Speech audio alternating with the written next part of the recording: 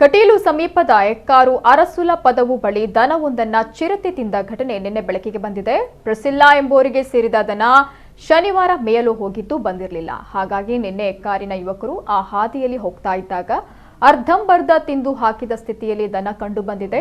ಕೆಲವು ತಿಂಗಳ ಹಿಂದೆ ಇದೇ ಪರಿಸರದ ಸ್ಟ್ಯಾನಿ ಪಿಂಟೋ ಅವರ ಮನೆಯ ಅಂಗಳಕ್ಕೆ ಚಿರತೆ ಬಂದು ನಾಯಿಯನ್ನ ಎಳೆದುಕೊಂಡು ಹೋಗಿರುವುದು ಸಿಸಿಟಿವಿಯಲ್ಲಿ ದಾಖಲಾಗಿತ್ತು. ಬಳಿಕ ಎಕ್ಕಾರಿನ ಮತ್ತೋರ್ವರ ಮನೆಯ ಹಟ್ಟಿಗೆ ಬಂದು ದನವನ್ನ ಎಳೆದೊಯ್ಯಲು ಪ್ರಯತ್ನ ಮಾಡಿದಂತಹ ಚಿರತೆ ಮನೆಯವರ ಬೊಬ್ಬೆಗೆ ಓಡಿ ಹೋಗಿತ್ತು.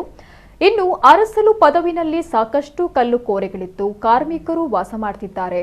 ಅರಣ್ಯ ಇಲಾಖೆಯವರು ಚಿರತೆ ಹಿಡಿಯುವ ನಿಟ್ಟಿನಲ್ಲಿ ಕಾರ್ಯಪ್ರವೃತ್ತರಾಗಬೇಕು ಅಂತ ಸಾಮಾಜಿಕ ಕಾರ್ಯಕರ್ತರು ಒತ್ತಾಯ ಮಾಡ್ತಿದ್ದಾರೆ.